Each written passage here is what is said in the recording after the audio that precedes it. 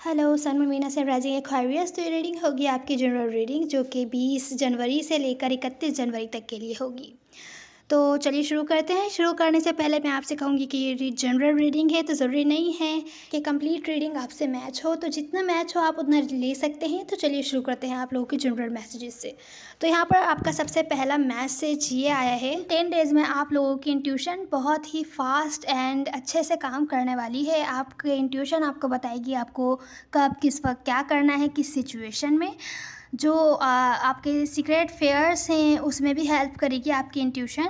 और यहाँ मुझे दिख रहा है कि कुछ कोई ना कोई सीक्रेट है जो आप नहीं जानते, इसी बातें वहाँ भी हेल्प करेगी। स्पेशली आपके मनी ग्रोथ में अगर आपको कहीं पे अपने एफ़र्ट्स लगाने चाहिए, इन्वेस्टमेंट करनी चाहिए या कुछ नया शुरू करना चाहिए काम, तो आपकी इंट्यूशन आपको बताएगी कि आपको यहाँ पर अपना एफ़र्ट्स करना चाहिए, यहाँ पर आपको फ़ायदा होगा। तो इन 10 दिनों में अगर आप कि इंट्यूशन आपको कुछ इस टाइप का बताती है और आप कुछ नया शुरू करते हैं काम अपने वर्क से रिलेटेड सिचुएशन में, या कोई ऐसा काम करते हैं जहां आप काम कर रहे हैं, कुछ नया ना करें, उस काम में ही कुछ ना कुछ अलग करें, तो यहाँ पर आपका मनी में ग्रोथ दिख रही है।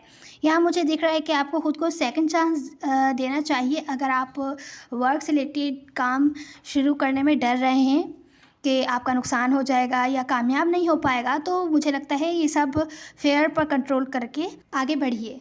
तो यहाँ मुझे दिख रहा है अगर आप लोग बिल्कुल भी एक्शन नहीं ले रहे हैं किसी सिचुएशन की तरफ, स्पेशली वर्क से रिलेटेड सिचुएशन की तरफ, तो वहाँ पर सोच समझकर डिसीजन बनाइए और फिर कोई ना कोई स्टेप लेने के लिए सोचिए। अगर कुछ न्यू शुरू करना है तो कर सकते हैं इन 10 दिनों में। आपकी इंट्यूशन बताएगी कि आपको स्टेप लेना चाहिए भी कि नहीं, न्यू कुछ शुरू करना चाहिए भी कि नहीं, कितना इन्वेस्ट करना चाहिए या कोई एक्शन लेना चाहिए किसी सिचुएशन की तरफ या नहीं।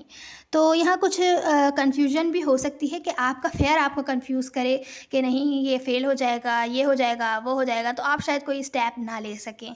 इस बात का भी ध्यान रखना है कि ओवर थिंकिंग नहीं करनी है, ओवर थिंकिंग से बचना है। और इन 10 डेज़ में आपको अपनी हेल्थ का बहुत ज़्यादा ख्याल रखना होगा। डिप्रेशन से, डिप्रेस्ड सिचुएशन से बचिएगा, ओवर थिंकिंग से बचिएगा, हेल्थ का अच्छे से ख्याल रखिएगा, अच्छा वेट गेन करने की कोशिश कीजिए अपना। यहाँ मुझे दिख रहा है कि अगर कोई आपकी लाइफ में सिचुएशन स्टक है फेयर की वजह से, तो उसको कंट्रोल करने की कोशिश कीजिए, आपकी इंट्यूशन गाइड करेगी। अब हम दूसरे मैसेज की तरफ चलते हैं।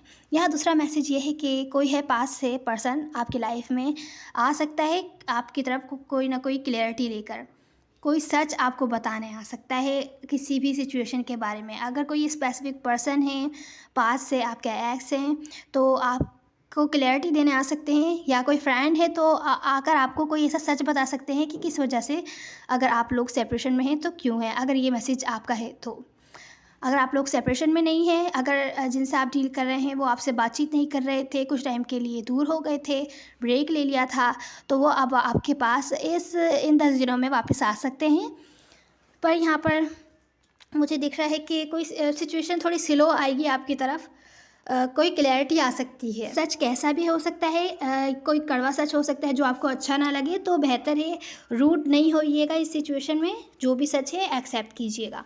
अब यहाँ पर तीसरा मैसेज ये है कि आपके होम से रिलेटेड सिचुएशंस बहुत ज़्यादा अच्छी रहने वाली हैं। होम लाइफ या आपके जो ड्रीम्स है, अगर आप उन पर काम कर रहे थे और आपको कामयाबी नहीं मिल रही थी, आपके ड्रीम गोल्स या जो भी आपकी विशेज़ हैं उन पर आप काम कर रहे थे, ये रिलेशनशिप्स भी हो सकती हैं और ये आपके वर्क से रिलेटेड सिचुएशन भी हो सकती है।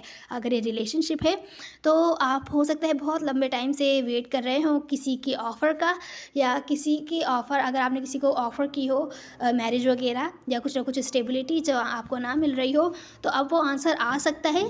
पर मुझे यहाँ दिख रहा है आप डिप्रेस्ड होंगे क्योंकि आप बहुत टाइम से वेट कर रहे थे, तो हो डिप्रेस टाइप की एनर्जी दिख रही है, तो उस डिप्रेशन से बचिएगा। जो टाइम होता है जिस काम का, वो टाइम पे ही होता है, कुछ भी काम जल्दी या लेट नहीं होता है। तो इस बात से डिप्रेस नहीं होइएगा कि आप इतने टाइम से वेट कर रहे हैं, तो अब आप एक्सेप्ट ना कर सकें कि अब ये बहुत टाइम बाद आ रही है ऑफ़र आपके पास, या किसी ने बहुत टाइम बाद एक्सेप्ट करी, या किसी ने बहुत ज़्यादा टाइम लेकर एक्सेप्ट करी और आप कह कह रहे हैं कि अब बहुत देर हो चुकी है, अब नहीं। तो वो डिसीजन आपका है, वरना मुझे यहाँ पर आपकी विशेज़ पूरी होती हुई दिख रही हैं।